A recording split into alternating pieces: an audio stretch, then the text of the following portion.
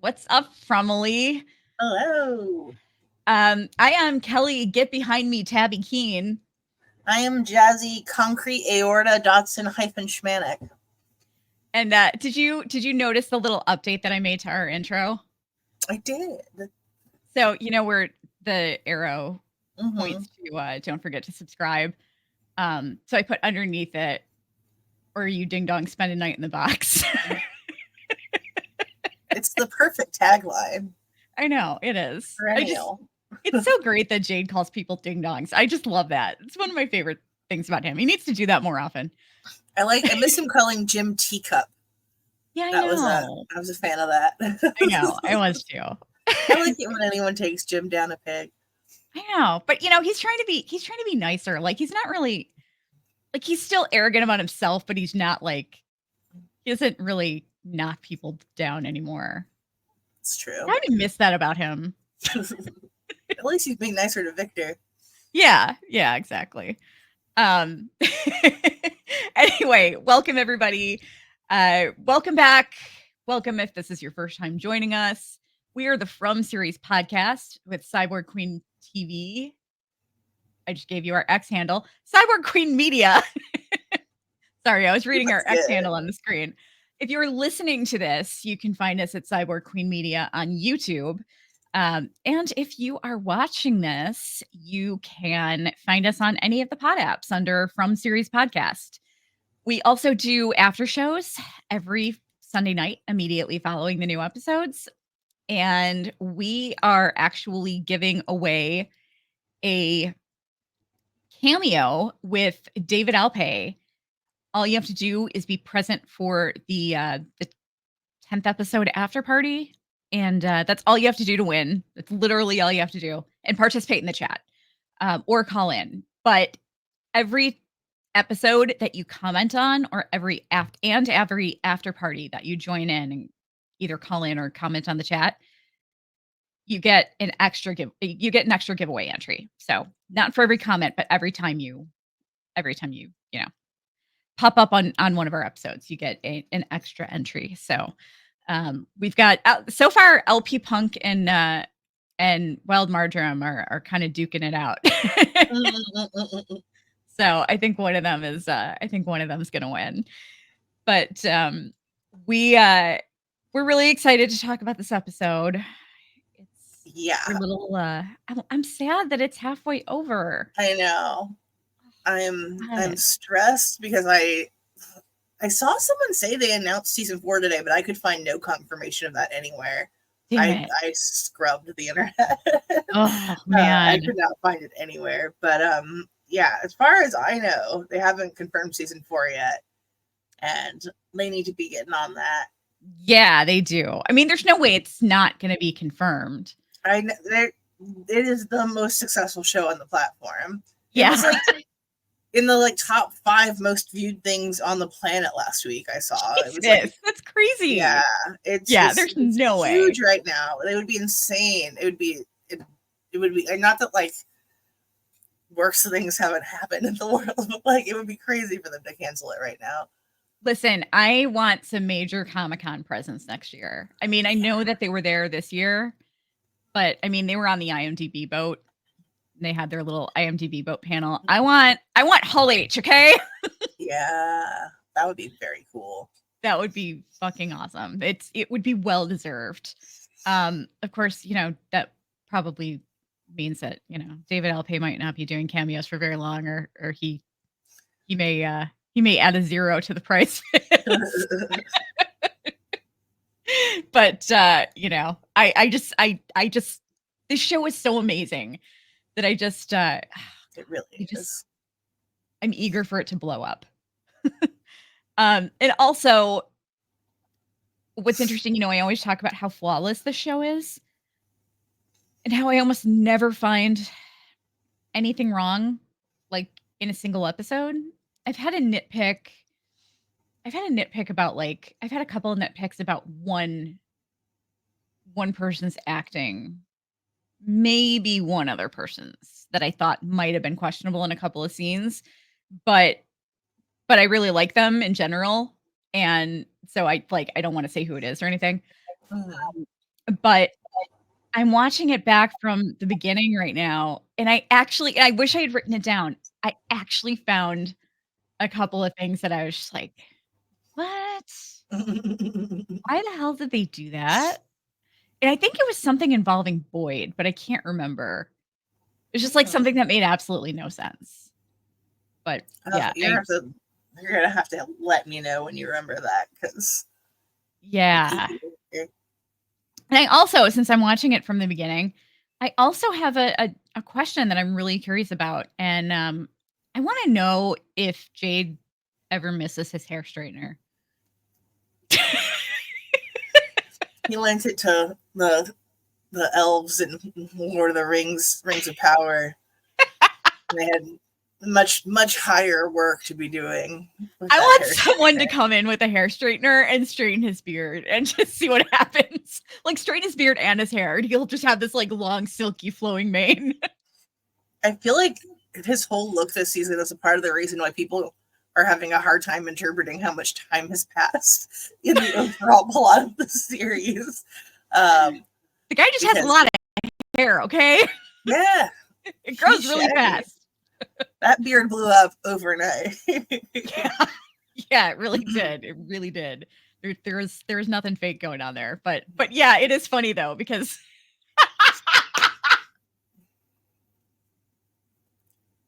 it's just now. I'm sorry, I'm getting the giggles. It's just now hitting me how ridiculous that is. Right? I'm saying. He's been there for like 3 weeks.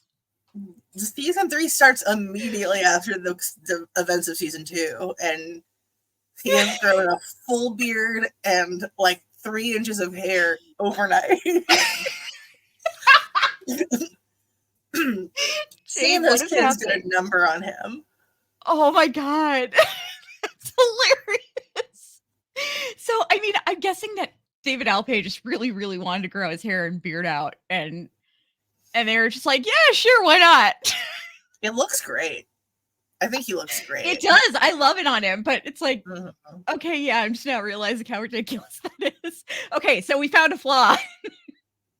It's a little, I mean, like, you know, Ethan's grown up, the young Victor actors, there's some things you can't avoid. You just have to suspend your disbelief, and that's just one of those things. I like to just imagine him, like, I don't know, renegotiating his contract or something for either season 2 or 3. Not cutting the beard, bro. Yeah, and he's like, listen, man, I really want to start a ZZ Top cover band in Fromville. And they're like, no, Jade, you've been there for like, David, your character's been there for like 3 weeks. And he's like, well, if I can't grow a beard and start a ZZ Top cover band, then I'm just not coming back. So they had to write it in. Oh man, I really think that's true. Yeah, but anyway, this episode is called "The Light of Day," which is a perfect name for this episode, because it not only applies to the obvious reason they titled this episode, but it kind of applies to a lot of things, I think.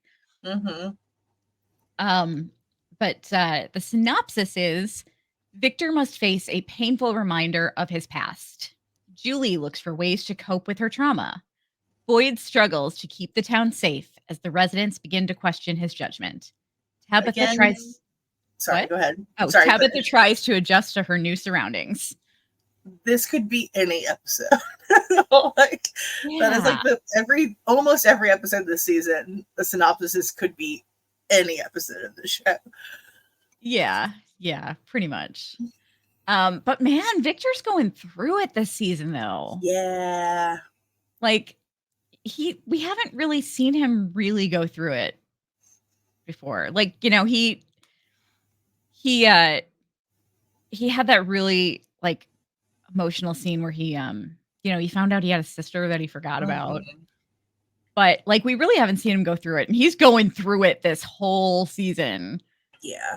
So he's like, man, Harold Perrineau and Scott McCord like are just killing it this season. Yeah. They need it. They just give them Emmys. Just give them all the Emmys. They need to be in the conversation.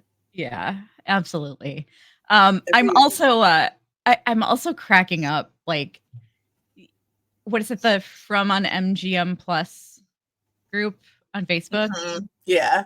Like, we're always on there complaining about some of the stuff people are posting in Facebook groups, but that group is absolutely hilarious. It is very funny. I do enjoy it a lot. It is equal parts funny and annoying. Yeah. But they're like, they need to get the horny police up in there. They need some church. They're talking about banging monsters and, I know. and using Randall's ears as handlebars. And that post you sent me this morning about I want Randall in a way that's troubling for feminism really cracked me up. I was like, on AJ Simmons Day of all days, you guys are gonna do this. Oh my God. On Beyonce's internet. Come on now. Beyonce's internet, yeah, exactly. Oh my God. So funny. But the thing that takes me out the most, though, is it seems like every other day someone posts a picture in there of Scott McCord, but it turns into like not a Scott McCord thirst thread, but a Victor thirst thread. Like, please don't do that. I know that I can fix it in him is strong, but yeah. God. That's only because he's being played by someone who isn't actually that person. Yeah. Yes, exactly. Lord. I swear Scott McCord actually behaves like a real adult. He is adjusted. He hasn't had a life of trauma. Well, I don't know. Yeah. But definitely less than Victor. Right. Yeah, exactly. But I mean, he has a wife and a child and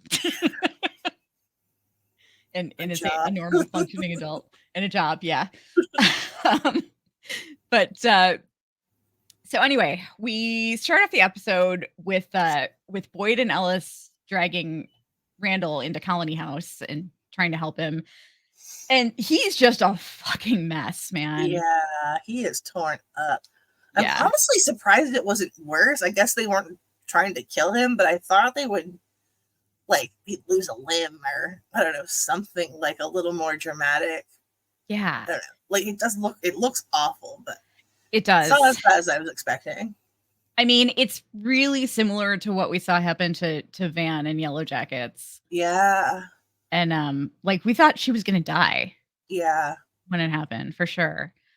I thought Randall was a goner for sure. Yeah. I mean, he's laying there literally just like gurgling blood. I mean, it's bad.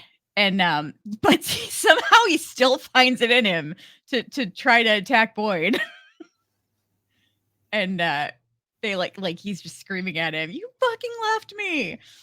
And they're just all holding him down, and he's just like, he's the guy's like practically choking on his blood, yet he's still a wild animal.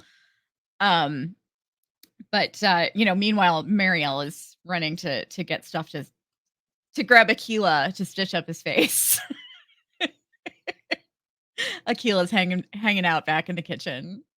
She did excellent work, by the way. Yes. I know this isn't that podcast, but yeah.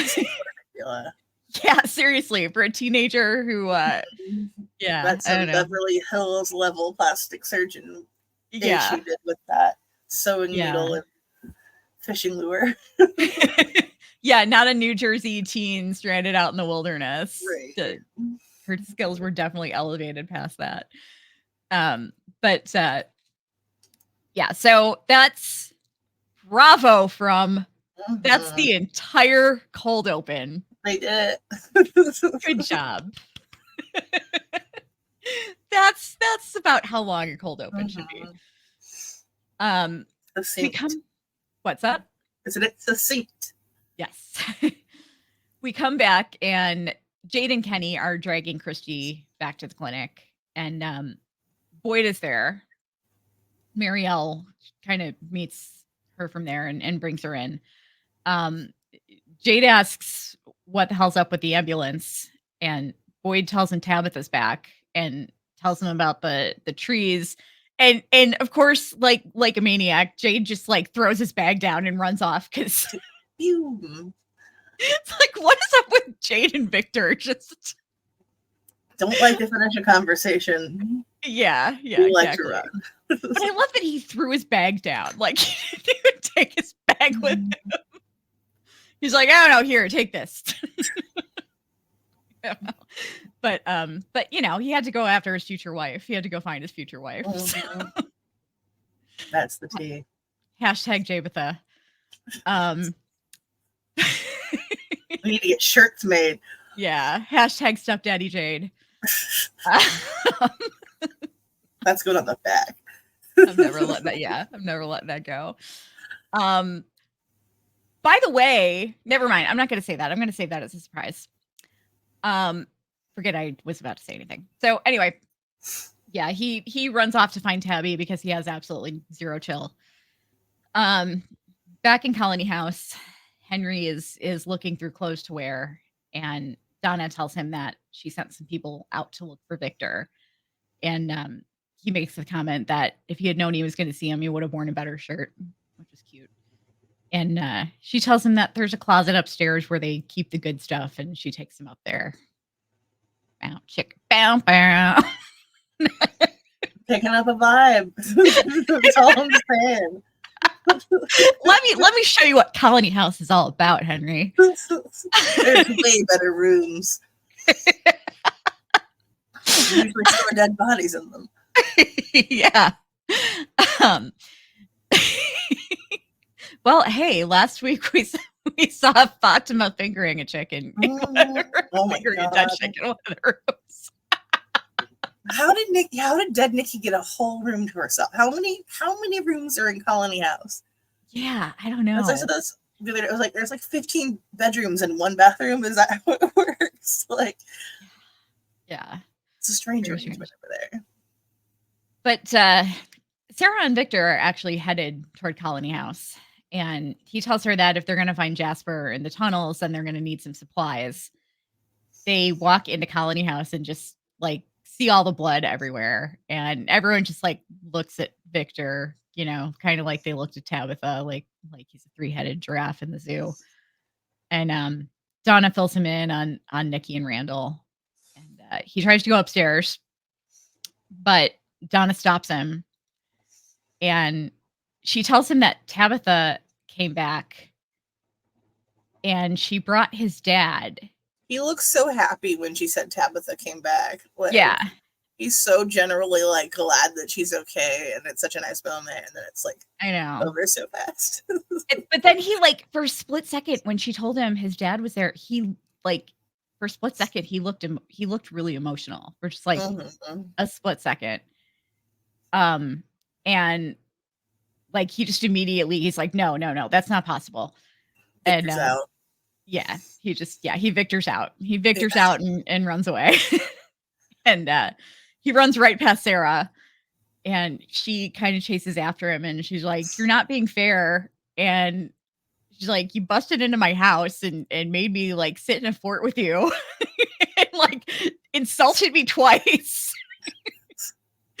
And so he stops and he tells her that Donna told him that his dad is there and that she should go home and they'll get Jasper later.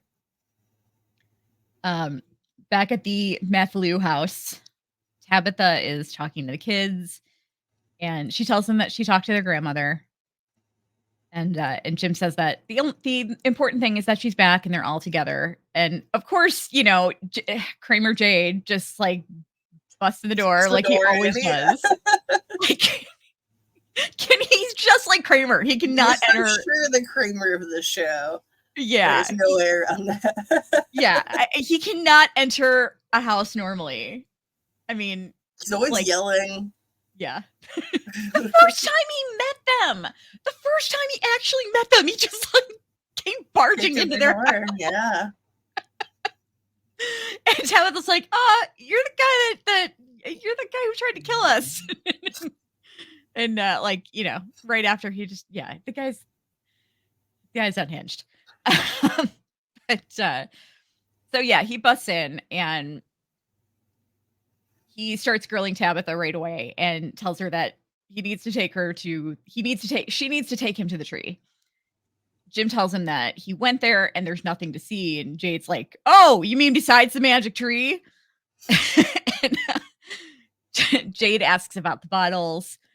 Jim says he took a few down and that there are slips of paper inside, which was like, I was kind of impressed.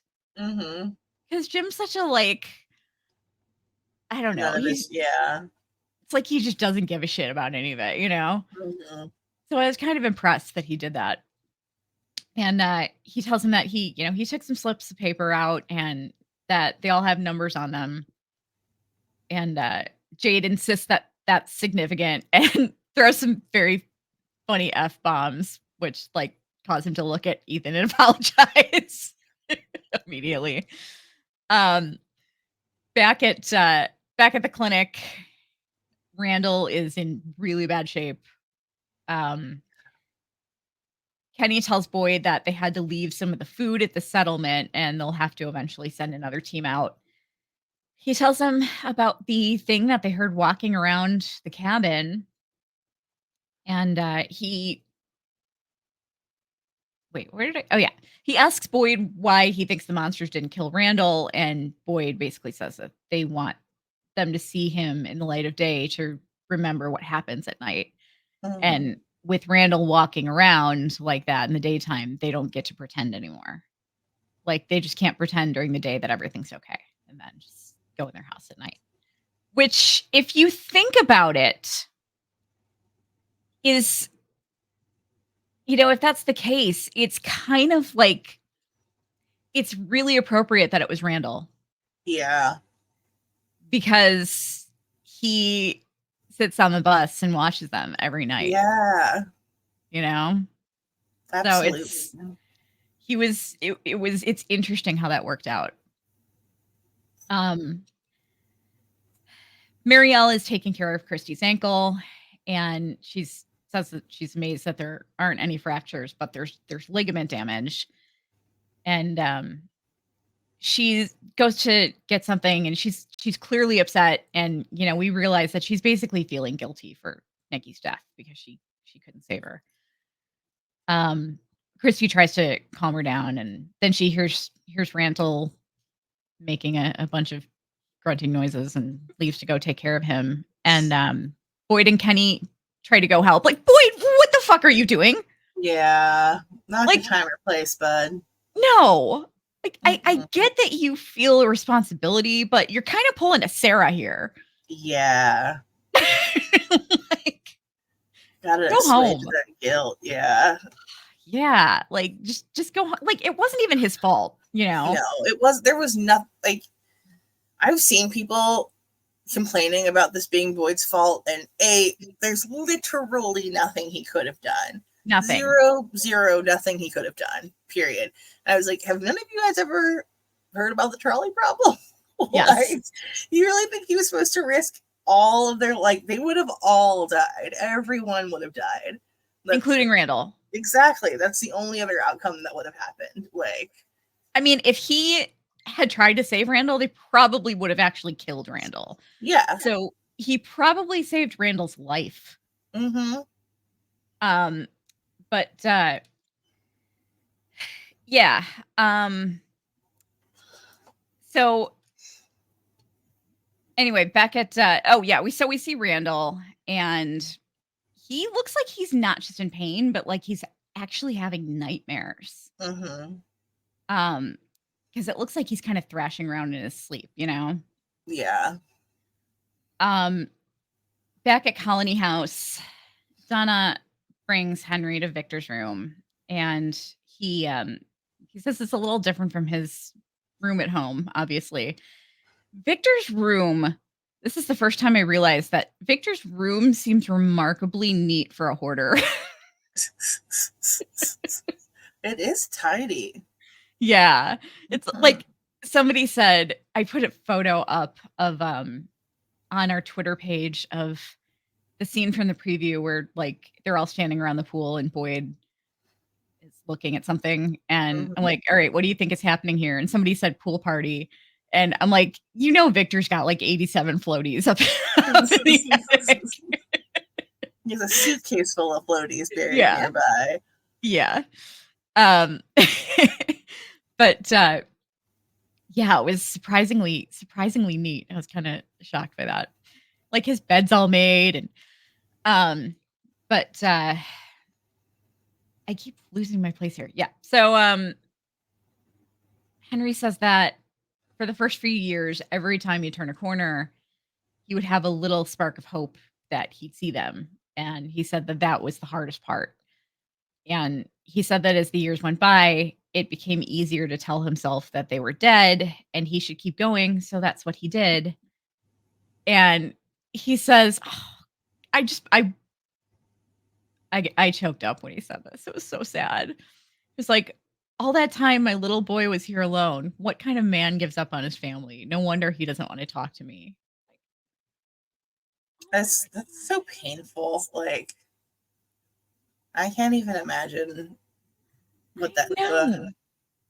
Like, he lost his whole family in one go, and just, of course, he stopped looking for Victor. Like, that's what any rational person would tell him to do. Like, he let that go years ago, and like, yeah, it's really sad. Yeah, I know. It's so sad. So screw you, everybody who is suspecting Henry. Seriously. But yeah, so they that just then Tilly comes up and she says that they're about to start the meeting. And yeah. What's up? Nothing. Sorry. Oh. For a second.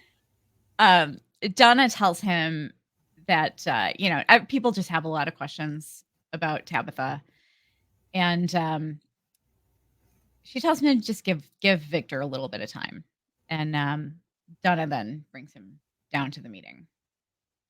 So they're at the diner, and Dale is just being an impatient jackass, like before they even start. Yeah, it's just he's such a jackass. He's the worst. So Boyd comes in and he addresses everybody and tries to talk to them, and Dale is just immediately like, "Where the hell is Tabitha?" And Boyd tells him that she's on her way. Townspeople are just being completely annoying. And what sucks about this is they are totally representing such a large part of the fandom. Yeah. Right now. It's true. I'm just like, give Tabitha a fucking break. Like, she has more common sense than most of the characters on that show. Definitely more than any of these random townspeople. And like, if she had done anything that people had wanted her to do, it would have been the opposite of common sense. Mm-hmm. Absolutely. Like, just, it's so frustrating. But Tabitha comes in and Dale is just immediately like, "Did you really go through a tree?" And so Tabitha starts telling them about the faraway trees. Henry, Dale is like super out of line. And sorry, we cut out there for a second. What were you saying? Sorry, Dale is like completely out of line, which is not unusual for his character, but like this entire scene is just outrageous. Yes, he's extremely annoying. He's so difficult. Oh my god. Back at Colony House, Julie is. I was very confused by this. Julie is heading to Colony House. Like, why is like I don't understand the whole Clara bit. Like, why? I think that was just to give her lines. It's just weird. I don't know. Yeah, I guess so. It's like, Clara's still here, guys. There she is. But yeah, she's heading in there and she runs into Clara, who she's like, "Hey, the meeting's already started." And she's like, "Yeah, I just need to go grab something." And she goes up to her and Fatima and Alice's room and looks out the window, and we see a flashback of when Fatima showed her the window at night when she first got there, and she looks unsettled, which like I feel like just made me feel so bad for her because it's like sad yearning for the simplicity of the night you found out monsters were real. Yeah, yeah, because things were actually better then. Yeah, like people have so little empathy for Julie, but like I know she's freaking like 16. Like she's been through so much at this point. Yeah. I mean, she's like, leave her alone. she's looking out the window that, she was really appreciative that Fatima showed her because it was like this beautiful view and, it made her feel better. And it made her feel worse because it didn't help, So we see her rifling through some drawers and then she pulls out a cigarette case with like some big old weed nuggets in it. And amount of weed. Yeah. Yeah. Like good amount. Yeah. She heads downstairs and almost runs into Elgin, who almost hits her with I don't know if there's a word for it, one of those little fireplace shovels. Yeah. I don't know. Trowel? No, that's for a garden. Oh, I don't know. That does have a word. We had a fireplace in my house growing up, and we had one of those. We had one at my grandparents' house. Yeah, I don't know what they're actually called. But she asks him if he's okay, because like, why is he running around Colony House with one of those with like something to club somebody over the head? And he says no. Have you seen the meme of that moment? What's that? It's just the cutout of Elgin with the club, the shovel. Oh swinging down, and it says Elgin has had enough. Yes. I get it. Yeah. She says that she could use some company if he's not busy. We see Victor sitting in his mom's car, and Sarah asks him what he's doing there. And he tells her that he never drew pictures of his dad or like anything before. And he told himself it was a dream, which is so funny because it's like, that's pretty much what Henry just said, I've seen so many people pointing to Victor calling the town his home and not, talking about anything that happened in his life before as like evidence that Victor will eventually become the big bad, or he's like the one pulling all the strings. And I'm like, this is a traumatized like adult child. Like, yeah, of course the town is his home. He has been there for 40 fucking years. Yeah. Well, he's never known another home, like he's let that, like, just like his father, he's let that go. He's, put that part of his life behind him in order to cope with his current situation. And like, in no way do I think that indicates that he may be evil. No, not at all. Leave our precious Victor alone and stop thirsting over him.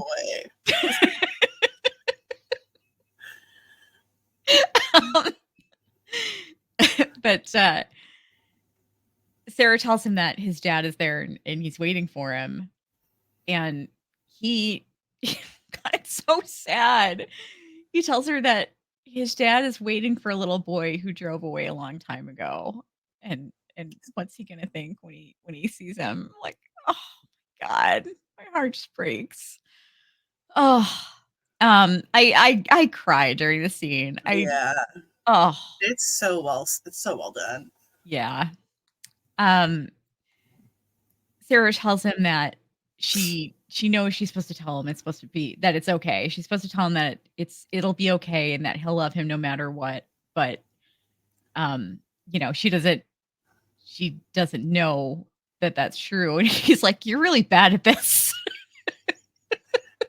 That was incredible. Yeah. So you're really bad at this. Yeah.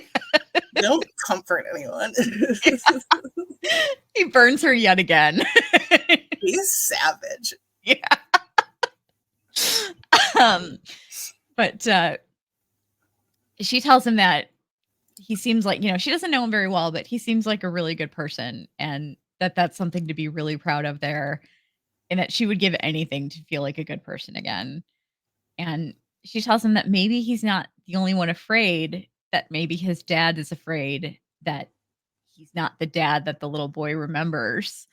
And then he scoots over and puts his head on her shoulder, and she rests her head on his head, and it's so adorable. It's really cute. Oh. They're so emotional. I've said this every episode they've been together this season, but what a great pairing. I know. I just love them so much. Like, yeah. And I'm not going to talk about it now because it's getting like I'll end up going into a big tangent. We can talk about it afterward, but I want to talk about their pairing and just like why I just think it's so great. Their chemistry is unexpected. Like it's I never very special. That. Yeah, it's not something you see a lot on TV. Yeah. Well, now there's only murders in the buildings, but but it's like they it's so great that their chemistry happens to be as good as it is, because like it's such a great pairing for narrative reasons. Mm-hmm. Like it really is. But back to Julie and Elgin. They're smoking up at Colony House. I love Elgin's just sitting there with like the biggest grin on his face. He is so me. Yeah. That's exactly how I am. I'm only capable of like grinning and laughing, and that's it. I can't talk. I'm a professional these days. You're what? I said I'm a professional these days. Yeah. I got way too stoned one time, and I was like, I will train until that never happens again.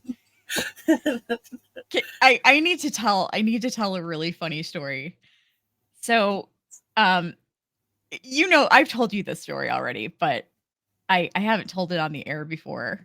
And I'm hoping it's going to be really funny if somebody actually remembers this moment. So like, I don't know, maybe about a month after my surgery last year. I mean, it was back surgery. So like I've had a lot of back surgeries, and it's like they're hard to recover from. Yeah. You're in pain for a while. And I had already gone off my pain meds, but I was still in pain. So I was like kind of alternating between like taking muscle relaxers and just like microdosing. And one night we had a live.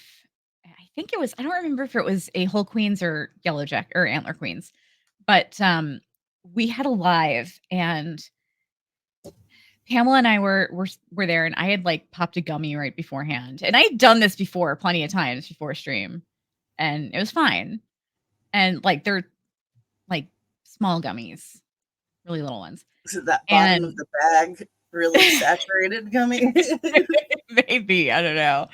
But it was so funny because we had a caller, and I think it was Rachel, who's kind of like one of our regulars. And it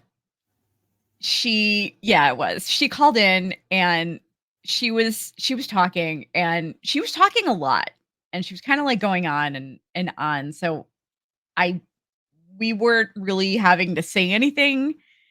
And then all of a sudden it hit me, and I was like, shit, man, I cannot carry on a conversation right now. And oh, no. we're like, I don't know, maybe 30 minutes into the live. And so I'm like, you guys, I'm really sorry. I've got to cut it short. My back is really hurting. And everybody knew that I had just had surgery. So I'm like, my back is really hurting. I just gotta, I gotta cut out for the night. And so we stopped the stream, and Pamela and I are chatting for a couple seconds, and she's like, I'm so sorry your back's hurting so bad. And I'm like, no, my back is fine. It's great, actually. I'm high as fuck. Oh my God. And I cannot carry on a conversation right now. I cannot talk. Oh my God. Yeah. It was pretty hilarious. 10 but yeah, so I can relate to Elgin. But she's asking him about the woman in the kimono, and she asks if she's trying to hurt him, and he said that he thought she was until last night when she asked for his help. And Julie says that she would take the creepy kimono lady in a heartbeat over this shit that she hears in her head now, which she says is mostly just screaming, but she doesn't just hear it, she feels it. And the weed is pretty much the only thing that makes it quiet. That's so rough. Yeah, I know. Elgin asks her what she thinks she really should talk to Christy and see if she's got, like, I don't know, like Xanax laying around or something, you know? Because, I mean, she definitely has some stuff. Yeah. I mean, it might work. Like, the weed seems to be working for her, which is great. But, like, I mean, it can also, like, I mean, make things worse sometimes. Yeah. I mean, with her state of mind, I've known people that it did not help. My sweet, precious Mr. Growly, who I say is like, who I compare to Victor, was snuggling with me on the worst night of my life. It was the worst night of my life because I took way too much. And he was snuggling with me, and I thought he was going to rip my throat out. Oh. He's just like nuzzling his head, being all sweet and cute. And I'm like, oh my God, I'm going to die. My dog's going to kill me. Yeah. I was upstairs at a party, and I walked downstairs to go outside, and I got lost. To be fair, it was an unfamiliar place, but I was like, oh, this is it. This is my life now. I live on the street.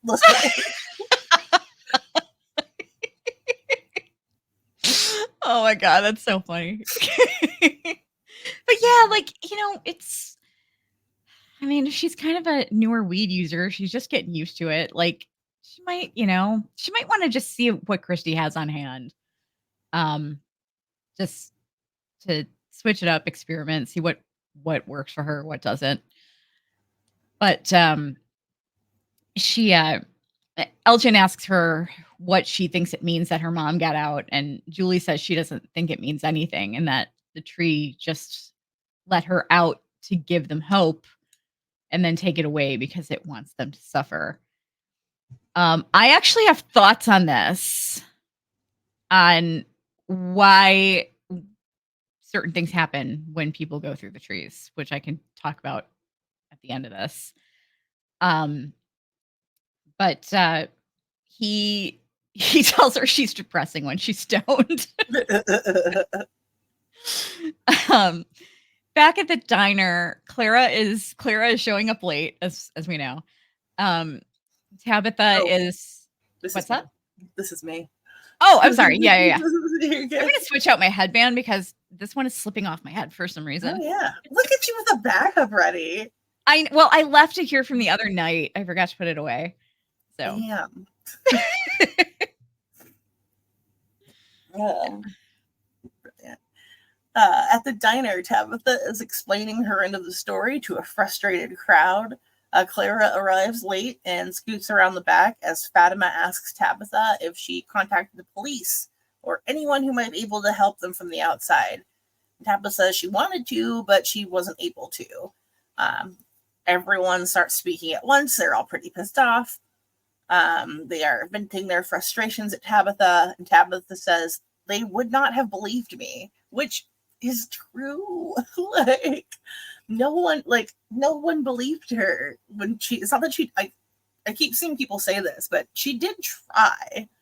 Like, what is she gonna do? Get thrown in a padded cell? It's ridiculous. It's absolutely ridiculous. She did the best that she could. Absolutely. Nothing that she could have done better. Mm-hmm. Jonathan tells Tabitha that she couldn't have known that, and Henry jumps in to defend her, and he says that he also knows that. But We broke up there a little for a second there. Sorry. I think we're okay now. Good? We back? Yeah. I think we're okay. Sorry about that. Yeah, I think so. I don't know where I left off. Donna tells Tabitha that she couldn't have known that people would believe her, and Henry jumps in to her defense and says that he thought she was crazy when she first showed up. Fatima interrupts him and says that he ultimately did end up believing her. Acosta, the new officer, also joins in the fight and attempts to help, saying that no one on the ambulance believed Tabitha either. But she was cut off by another woman in the crowd asking why Acosta is attending the meeting at all when she murdered someone last night. Okay, you know what? I have a beef with this because, yeah, I fucking hate Acosta. Yeah. And that person had a point. But, like, she was just making the point because she didn't like that Acosta was sticking up for Tabitha. Yeah, so, really. Thank you. It wasn't like everyone knows it was an accident. Like, yeah, I get them sticking to their guns about it, but it's a little... I know. I totally get it. Like, she was an asshole. But, like, I'm just my problem with her is that she just... It didn't matter what she thought. She just was upset because Acosta was sticking up for Tabitha. I've made this point before, but she's a police officer who was told by the person in the ambulance that the town is occupied. There's absolutely no reason for her to think that building is empty. No. Like, why are you firing towards a potentially occupied house? That's... Especially, like, after... you tried and tried and tried, and none of the people that you shot at were affected by your bullets. Like, yeah, why do you keep going? Regardless, nonsense. Ask Costa. Ask Costa, indeed. Boyd holds his hands up for calm, reminding everyone that what happened with Acosta was an accident. But Dale kind of snidely says that everything's an accident unless it's someone that Queen Bee Donna and Boyd don't like. The crowd really seems to be on Dale's side. Clara stands up and does her first unlikable thing in the entire series. Yeah. And says that Tabitha got an opportunity that no one else has gotten, and she blew it. You know what, Clara? Maybe Jade should keep your bike, okay? Right? What? Like, she did her best. Yeah. Y'all don't know what was happening. Yeah. Jim has had it. He's done. He's trying to tell everyone to shut up, and that they're no way that they would have done any better. The crowd continues to hammer at Tabitha, with Fatima asking how she couldn't have taken advantage of that opportunity, and what if someone had believed her. Tabitha points out that Henry did believe her and ended up right here in Fromville with the rest of them. And she apologizes and said she's sure that everyone else would have done a much better job than she did, and she's sorry she doesn't have the answers that they want. She's overwhelmed at this point and says she can't do this and takes off out of the diner. Boyd tries to calm everyone down, and he says the important thing to focus on is that Tabitha got out. We're no longer wishing and hoping. We have concrete proof that we can get home. And Dale stands up and said, "Great, where's the tree?"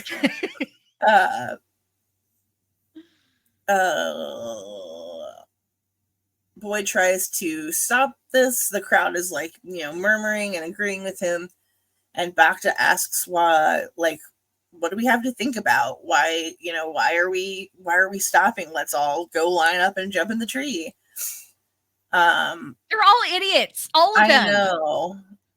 She says Tabitha got through and went home, so why aren't we all lining up to do the same? And Boyd's like, that's not how it works. I've gone through one of those. Exactly. Like, she was out for 2 days? Not even a day and a half, maybe? Like, we don't know how long she was unconscious in the hospital, but it hasn't been more than 3 days. No, not at all. I keep losing my place.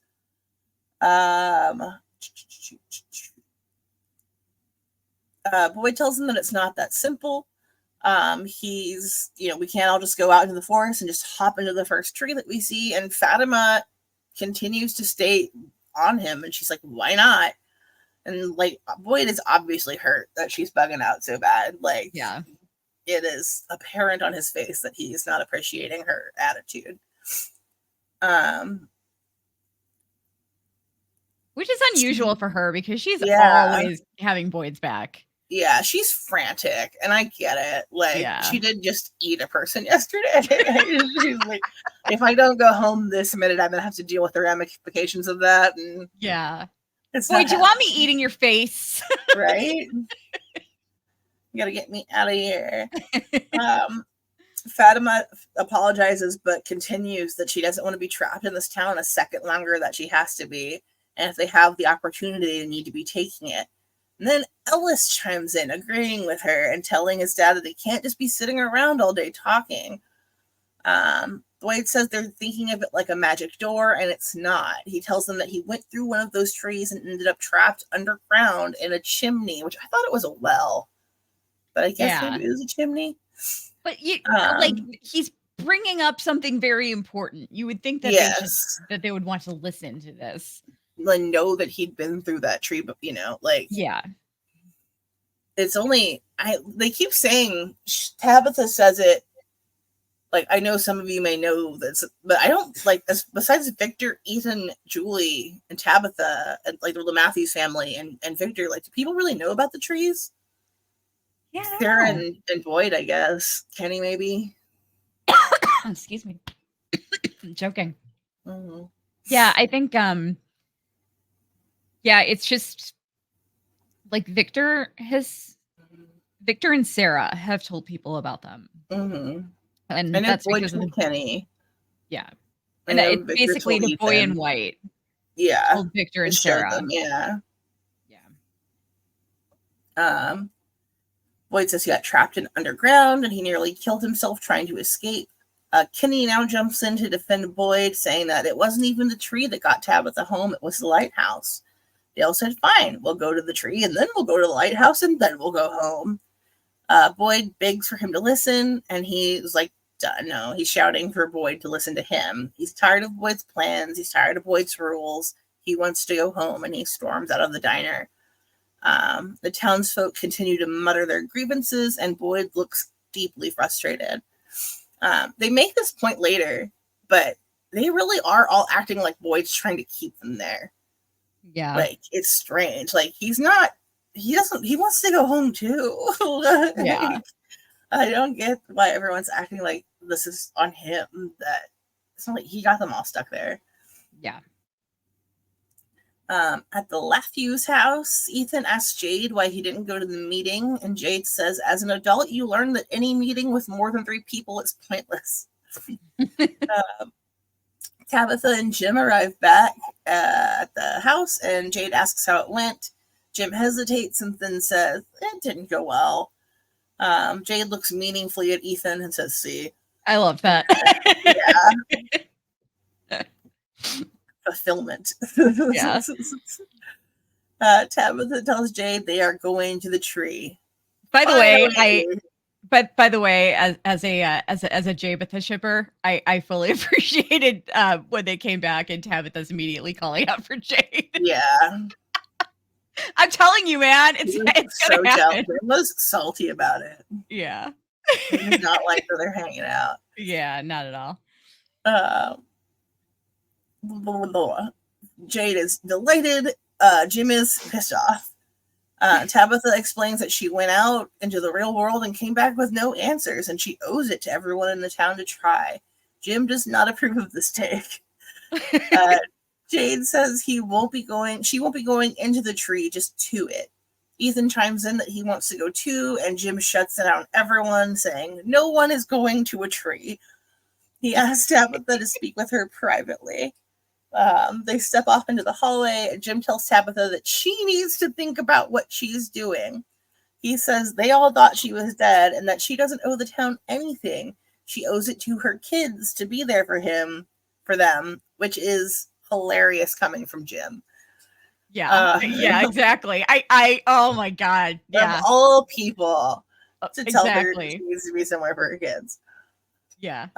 You made one good point in this whole conversation, but the rest is like just so ridiculous that it just it really bothers me the way he's like constantly expecting her to like bow down to his demands. Like, yeah, I know. Like I stuck up for him so much. Like I've always been annoyed by Jim, but I've stuck up for him so much as a father and a husband, and I'm like, I still really think, like, he really loves his family and, Absolutely. like, wants to do the right thing by them, but he's such a doorknob this season. Like, all he wants to do is run around and yell at other people to leave his kids alone. He doesn't want to be anywhere near his kids, taking care of them at night. He's just like wants to go over to Jade and Victor and whoever's house and be like, leave my kids alone. By the way, I would like to inform our audio listeners that I've changed my name to Kelly Stepdaddy Jade Truth or Keen. I didn't even catch that. The truth will be revealed. Yeah. Tabitha says she's just going to show Jade where the tree is, and she promises she will be back. Jim finally acquiesces, but he says Ethan has to stay with him. He tells Tabitha that Ethan already ran out looking for her while she was missing, and does she really want to take the chances of showing him where the magic tree is? Tabitha agrees and actually makes a good point. Yes, this is true. Yeah, Ethan should not know where the trees are. I mean, he already knows where one is, and that's enough. Yeah. Tabitha goes back to the living room to tell Ethan that he needs to stay. He protests and says he wants to help, but Tabitha says he will be helping by staying there and being safe for a while. Stay in the house, Carl. Outside, Boyd makes his way from the diner to the sheriff's office as Ellis runs up from behind to catch up with him. Boyd turns on heel and asks Ellis what the fuck is wrong with him. He says that they're sitting on a powder keg and he and Fatima are lighting matches when they need to be helping calm people down. Ellis said maybe the problem is that everyone is too calm. They can't just keep sitting around and worrying. Boyd asks if that's really what Ellis thinks he's doing, just sitting around. And Ellis says maybe they just need to start taking some chances. Boyd points to people in the crowd outside the diner and asks whose life Ellis would like to take the chance with. Ellis says, that's not what I meant, but Boyd presses him. Whose life do you want to sacrifice? Who do you want to take that chance? I like that he just keeps going, who's your pick? Yes. Who's your pick? I love that. I love how frustrated and like at the end of his line Boyd is this whole season. It is. I know. Like he slipped into Jim brain for an episode there. This one. But Boyd's back. Common sense Boyd is back. Mm-hmm. Ellis can't name a person, and Boyd says exactly. What happened in there was a dangerous thing, and he storms off, leaving Ellis to ponder his words. In the Colony House basement, Elgin and Julie begin to rifle through the things that have been stored down there. It's a bunch of like leftover old clothing and knickknacks. Elgin tells Julie it's the items from that like collected items that nobody wants. Elgin shows Julie a crate of 80s clothing that he found one night when he couldn't sleep. He and Julie joke about how funny it would be to see people in 80s garb and hairstyles running from monsters through the forest. You know, okay, I just have to say, Elgin has been having like whack-ass experiences since before he even got off the bus. What is he doing going into the Colony House basement by himself? Like, I could not tell you. I would be terrified. Yeah. It seems risky. Yeah. Even like in daylight with company, it seems risky. Like, it's never a good time to go to the basement. Yeah, never. They try on some outfits and find an old Polaroid camera. Julie snaps a picture of Elgin to see if it works. They lean in and watch it develop, and then Julie snatches the photo from his hand, saying that she's keeping it. Elgin takes one too, and she tries to take that one from him, but he holds it out of their reach as they adorably play some keep away. Yeah. It was very cute. Yeah, it's a nice light moment considering all the horrible things that have been happening to the two of them. Yeah, it was nice to see them both smiling and having fun. Yeah. I liked it. Especially because they're still kids. Yeah. Yeah. At the sheriff's station, Acosta comes in and apologizes to Boyd for what happened last night and thanks him for sticking up for her at the meeting. She tells him that if he wants to get everyone to stop focusing on the tree, he needs to give them something else to focus on. She tells a story about how there was a super bad storm last year that flooded their area, and the precinct captain got everyone together to sandbag the marina, even though it was kind of pointless. It gave people a sense of control. Boyd is taken aback by this unsolicited advice and says that she's been here for less than a day and she already has the solution. Yeah, she's gonna like cop-splain to the military operations guy. Right? It's weird because she like not here, but she continues to call Boyd like a fake cop and like, you know, not real and hand-me-down badge. Like, you don't have any idea what his background is. Yeah. Like, I'm pretty sure he outranks you. Yeah, pretty much.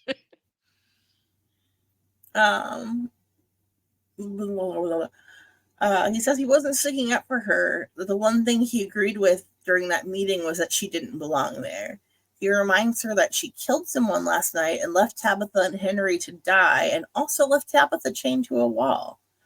She tries to speak, but Boyd dismisses her, telling her not to kill anyone, and then turns his back on her.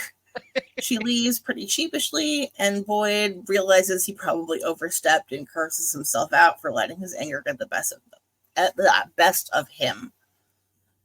Outside Colony House, Fatima is headed to her trash to chow on down. She's like skipping there like she's going to Starbucks. Like, yeah, time for trash. It's upsetting. Yum yum. Yeah. Yum yum. Give me some. Ellis sees her walk in and follows her to ask her what she's doing. She rushes to hide her trash, but he's like, no, what is going on? She tries to brush him off, but he's like pressing her, just telling her, I'm trying to be supportive, but you're not telling me anything. And he doesn't understand the way she's acting. Finally, Fatima gives up and shouts that he can't help her. And she pulls the trash bucket out from under the table and starts crying. And she's like, this is literally all I can keep down. I definitely think there's something wrong with the baby. She should have just when he came in there, she should have just been like, you're dreaming. Yeah. I'm possessed. Yeah. You could have gotten away with it for another episode or two, probably. Yeah.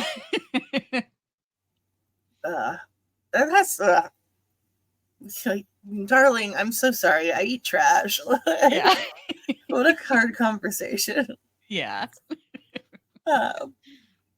Ethan heads out the front door. Sorry. I'm sorry. I'm just getting the giggles.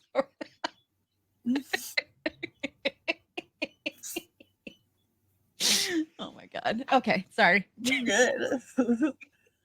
Ethan heads out the front door and runs into Henry, who is pondering where the motel is. Great question, Henry. Yeah. Ethan asks if he's Victor's dad, and he says yes, and you must be Ethan. Ethan thanks him for bringing his mom back and invites him to come to the barn to help him feed the animals. Henry agrees and steals one last look at the motel sign, which I don't know. Would that feel meaningful to you? It was just weird that they put an extra insert in, like he like turns back to look at it, which I could see, but the fact that they cut back to the hotel sign and held it for a minute, I was like, I feel like that's a clue. I might be picking too much, but it's just... I'm you know what? My guess is that Miranda probably painted it. Ooh, yeah, that's a good point. Yeah. Like the motel. Yeah. That's a good point. Or at least the sign, or whatever. Mm-hmm. Whatever she painted. Ethan asks if he's seen Victor yet, and Henry says no. He doesn't feel like Victor's very happy that he's there. Ethan asks why, and Henry says because when he found out that I was there, he ran away. Ethan's like, yeah, he just does that sometimes. He gets really grumpy. But that's really cute. He's like, yeah, that's just Victor. Yeah. He says he doesn't, I keep losing my place. I'm sorry. He says he gets really grumpy, but he doesn't think Victor means to. Henry remarks on how well Ethan knows Victor, and Ethan says that Victor is his best friend. This makes Henry smile, and Ethan says sometimes Victor gets so grumpy that he says we can't be friends anymore, but I think that's just because he's scared. Henry asks him what Victor's afraid of, and Ethan says of him dying, of everyone that Victor loves dying. And this is kind of perturbing for Henry. He's like, probably has lost a lot of people. Yeah. On the other side of the woods, Victor and Sarah are walking together. Sarah offers to go with Victor to meet his dad, and he comes to a sudden stop, and Sarah asks what's wrong. Across the field, Henry and Ethan spot Victor and Sarah. Oh, there's Victor, Ethan says. Victor and Henry make eye contact and stare at each other in disbelief. Henry's eyes well up with tears as he closes the gap between him and his son. Victor looks afraid at first, but Sarah reassures him that it'll be okay. He walks towards his father, and they embrace each other, crying. Victor cries out that he didn't know how to get home, and Henry soothes his long-lost son, whispering that everything is okay. I got through it. I know. Oh, God. Ooh, what a scene. I know. What a scene. Oh. Destroyed me. My heart. I have seen it 3 times now, and I got choked up watching the trailer for it today, just on a whim. Like, back at the diner, Bacta spies Boyd through the window, climbing up on Randall's bus. Boyd enters and begins to examine Randall's belongings, seemingly overwhelmed by guilt. He picks up that little creepy head that Randall's whittling that we still haven't figured out what it is. Bacta comes up from behind him and asks Boyd what he's doing, and he says he's basically trying to assuage his guilt. Bacta says that last night wasn't Boyd's fault, and she apologizes for not having his back at the meeting. He says that people have the right to ask questions, and he's just tired of not having any answers. Bacta laughs and then apologizes, telling Boyd that he reminds her of her sister. Her sister always tried to make things right, but it often felt like she was just wrong regardless. She says that the town wasn't treating Boyd like he also wanted to go home, and he's just trying to keep people from doing something stupid. She promises that next time she'll have this back, and he thanks her. Yeah. At the bottle tree, Jade knocks down bottles while Tabitha sorts through the slips of paper. Jade asks if she'd like to climb up there and help, but she shouts that these are just numbers. Jade points out that every slip has 4 numbers. What if they're dates? Tabitha points out that one slip says 2659. Jade points out that Jade pulls it from her hand with a confused expression, and Tabitha sighs and said, maybe Jim's right. Maybe this is all just meaningless. Jade tells Tabitha that he too has seen the little sticky Inakui kids. He tells her about his trip to the tunnels, that he went to help Julie, and that's when he saw the symbol. He tells her about the stone tablets and them chanting Inakui. Jade says that he felt like for the very first time he was grasping at threads that he may actually be able to connect. Tabitha asks connect how, and Jade says he's still not sure yet. But there's no denying that what the tree did, and maybe the numbers in the bottles look like chaos, but maybe that's just because they haven't been able to see the pattern yet. Yeah. Behind them, Dale whistles, asking if this is the mysterious tree, and remarking that the bottles are a nice touch. Dale asks if all he has to do is step through the hole, and Jade cautions him not to. Dale tells Jade, well, you're not me. And that's why Jade is still going to be here in town while he's at home trying to get everyone help. That's what a smart person would do, he says, very smugly. Oh, God. Yeah. Tabitha and Jade plead with him to stop, but he says that someone has to try it and they can thank him later. He steps into the tree and disappears while Tabitha and Jade stare into the empty hole where he vanished. I would have pushed him. I would have pushed him. Yeah, I would have been like, here you go. I would have too, but I thought it was hilarious that they like pretty much did nothing really to try to stop him. I mean, they're just like, wait, someone does have to test it. Yeah. Like, no, Dale. No, don't do that. What a terrible idea. And see, this is why Jaditha is going to happen. I hope because they think alike. Back in town, Boyd and Bacta step down off the bus, and she tells Boyd that she's there for him if he needs anything. They are interrupted by screams coming from the pool. Boyd rushes over to see what's happening when they see Dale's body partially merged with the concrete wall of the pool. A bystander asks Boyd if there's anything he can do to help as Dale struggles for breath. Boyd climbs down to Dale and apologizes to him and lets him know he's very sorry that this happened to him. He seems at a loss for what to do for a moment and then begins to pull his gun. But before he can fire, blood spews out of Dale's mouth and he dies. Boyd turns his frustration on the crowd gathered around the pool. Yeah. I mean, it's rough. It's like this scene was both horrid and hilarious. Yeah. We had this debate when we watched the show.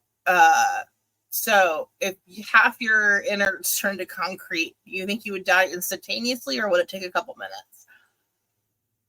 I'm still confused as to like exactly what was happening there. Like, I have no idea. He was half wall. I mean, were you a Harry Potter person? No. In Harry Potter, there's this concept when they call teleporting apparition and disapparition, and if you didn't do it right, you could they called it splinched, and you would like leave like a foot or like an eyeball behind, or you would like end up halfway through a tree, and that's exactly what it reminds me of. Like he was halfway between one location and the other, and he got stuck, and his body just like merged with whatever was there. So, gotcha. Yeah, he got splinched real hard. Yeah. Yeah, definitely. Boy turns his frustrations on the crowd gathered around the pool. He asks who wants to go in the tree next. He tells them that he is trying to keep them alive, but he stops his rant short when Donna arrives. She stares at Dale's corpse in horror. Boyd, Donna, and the assembled crowd stare blankly at the remains of the worst person in town. Credits. Man. Yikes. Yeah. A roughie. I had like, I absolutely lost it. Like, I can still feel the massive lump in my throat that I had when Victor was like, I didn't know how to get home. Yeah. He sounded like a little boy. I know. It was a really, really well done scene. Oh my God. It just, it crushed me. Like, just emotionally devastated me. So I'm shaking my fist at everybody who was suspicious of Henry. Right. And he was like, my dad's great. I love him and miss him. Like, I'm excited for that to come out. I'm glad it happens this week. Yeah, I know. I am too. And you know, it's interesting because like Tabitha's basically gonna, you know, find herself with like 3 husbands and 3 children in Fromville. As it should be. Yeah. Tabitha's Big Love is the name of the show now. Yes, Tabitha's Big Love. Yeah, so my thing with the faraway tree. So I think like Dale was, the thing with Dale, I think that was like the town basically saying, "Oh, okay, you want to get all high and mighty and arrogant? Yeah, I'll show you what There's happens." no easy solution. Period. Yeah. Like, it was not random. The town wasn't out to get Dale. The town was going to do that to like whoever decided to go through that tree at that moment. But it's interesting because we've seen Victor and Sarah are the only people that we've seen like usher people into the trees. mm-hmm. But every time Victor's done it, it's worked out. I feel like there's some like they can control it to some, not the people who are going, but the entity or whatever can control it to some extent. Yeah. Like I don't think that like Sarah doesn't have that same relationship with the town or with the boy in white or with the trees. And when she sent her and when she went through the tree with Boyd, like it took him to a place that just completely fucked with him. And it took her to the church basement where, where Godfrey found her and tied her up. Wait, no, that was afterward. Kenny found her. Yeah, she was alone. Yeah. Kenny found her. Kenny found her in the church basement. But like when Victor threw the rock into the tree, he was trying to show Ethan how it worked, and it ended up right there. When he went through the tree with Julie, that was really interesting. Separated. Yeah, but that was really interesting. We never found out where he went. Yeah, we still don't know where he ended up. Yeah. But that one was really interesting to me though, because Julie ended up in the root cellar, which is where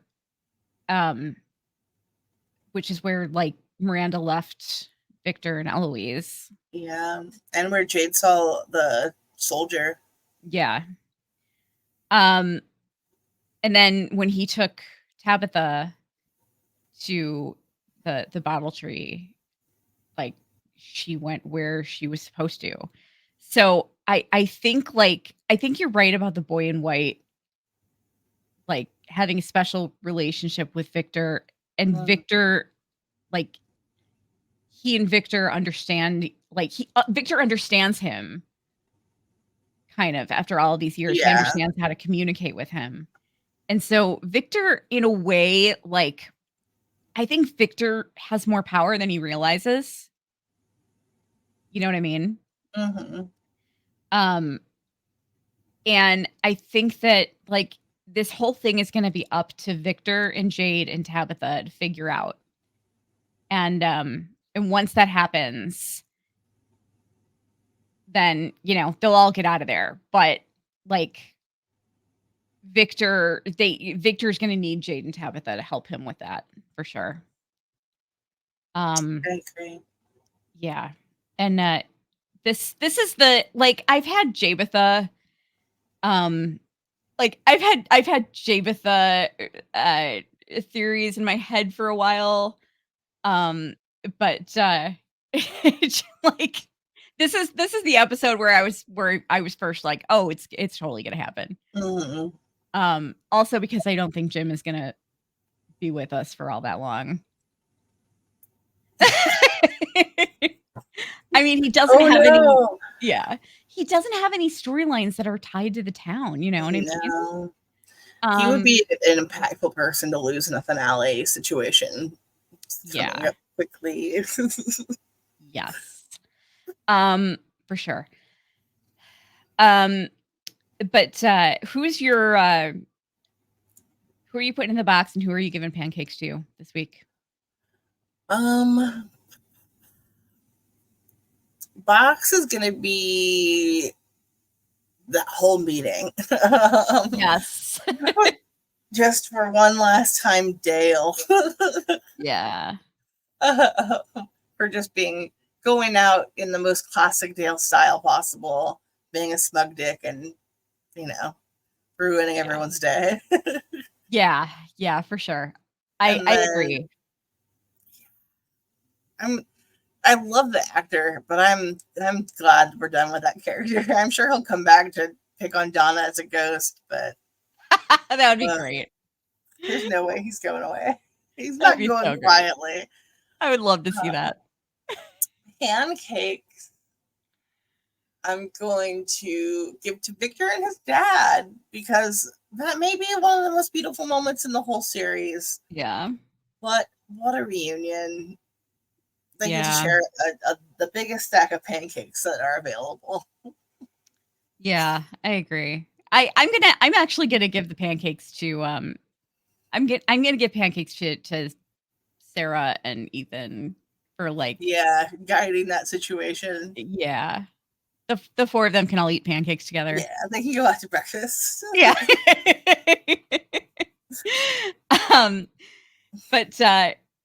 But was there something else that I said I wanted to bring up about? I talked about the trees. I think that was it. I think that was the main thing that I remember that for sure. Yeah. But yeah. Sarah and Victor. Oh, Sarah and Victor. Yeah. So I'm so thrilled that I never expected it's not like I didn't think that those actors would have any chemistry or anything, but we haven't really seen them share scenes together. And it was just so crazy to see how much chemistry that they had. And I'm so glad it worked out like that, because they both kind of are in a situation where they can really help each other. We were given a practical reason on screen for why they ended up spending time together, because Victor wanted to use her basement because that was Eloise's favorite place to play. But she needs something to like she said in this episode, she'd give anything to feel like a good person again, And she's just, I think she has a lot of guilt, but she's not playing up the martyr angle like she was before. And she just sees somebody that is kind of struggling with shit, and she wants to help him. Someone who's open to accepting her help, which is a change. Yeah, exactly. And he needs somebody that's not just gonna get annoyed with him, and somebody who's just gonna be patient and has nobody else to talk to. Yeah. We found her. Yeah. That's the one. So it's so sweet. I'm loving this reluctant, unnecessary, this reluctant but necessary friendship. Yes. It's really sweet. More. Yeah. I love them together. But so that is it for this week. Join us every Sunday night for our after shows. We are, as a reminder, we're giving away a David Alpay cameo, and all you have to do is just be present at the episode 10 after show to win. And of course, chime in on our episodes when you see them. Also, we if you didn't know already, we're covering multiple other shows at the moment. Daryl Dixon, The Book of Carol, and Teacup, which is a new show on Peacock, as well as Hysteria. Teacup last night. What's that? I finished Teacup last night. Oh, did you? Yeah, wow. It was great. What's that? It was great. Awesome. I really enjoyed it. Awesome. I'm looking forward to it. It's going to be a fun ride. And we have Death Crunch, which is our Hysteria podcast. And Death Crunch is dropping. We're recording this on Thursday, and it is dropping in like just a couple of hours, I believe. Yeah. And we will have our recap up sometime. Like it unfortunately they're dropping it all in one, but we're gonna do a weekly recap of it and just go from there and see how that goes. And did they change that? I feel like I didn't see that until just recently that they were dropping them all. I think they did just change that. Yeah, I don't think that was the plan. Interesting. Like, that's such a Netflix thing, Yeah. It's not like I don't like that. I think it's really worth it to build the like just seeing, especially ever since WandaVision came out. Like, I know that was during the pandemic and everyone was at home, but it's like nice to see that like week to week the like building of excitement and like the fandom engagement, and you miss out on that when it all drops at once. Like, then it all kind of comes in as a trickle as people check it out when they have time instead of it being appointment television. I don't know. Yeah, I am old. I have that same problem with From dropping at midnight. Like, no one is, like the majority of the fandom's not going to be able to watch it for hours. So then it's all trickling in. Yeah, exactly. But yeah, so those are available on our YouTube channel as well as our individual podcasts on the podcast apps. And I think that's all we have to talk about for now. Follow us on social media at we're on X at Cyborg Queen TV, and Facebook, Instagram, and TikTok at Cyborg Queen Media. And again, join us for our after shows if you're free. And please subscribe, put on your notifications, all that stuff. It helps us a lot with the algorithm. Comment, share our content. We appreciate it all so much. Very much. And if you like our show, feel free to shoot us a good rating over on our podcast. We have a lot of people review bombing us, so It's not hurting my self-esteem at all. I feel very normal and fine about it. The funny thing is, though, when it's like when people are leaving 1-star ratings with the reviews that they're leaving, it's so obvious that it's that it's fake. And it's just a bunch of haters. Women are bad. 1 star. Yeah. Like, they don't realize they're not really hurting us. I mean, it's just like, it basically says, oh, hey, this podcast has some like serious haters. They like that. Let me find out what's their deal. Let me find out, like, But yeah, so give us a subscribe button, and if you don't, you ding dongs are spending a night in the box. Heard it here.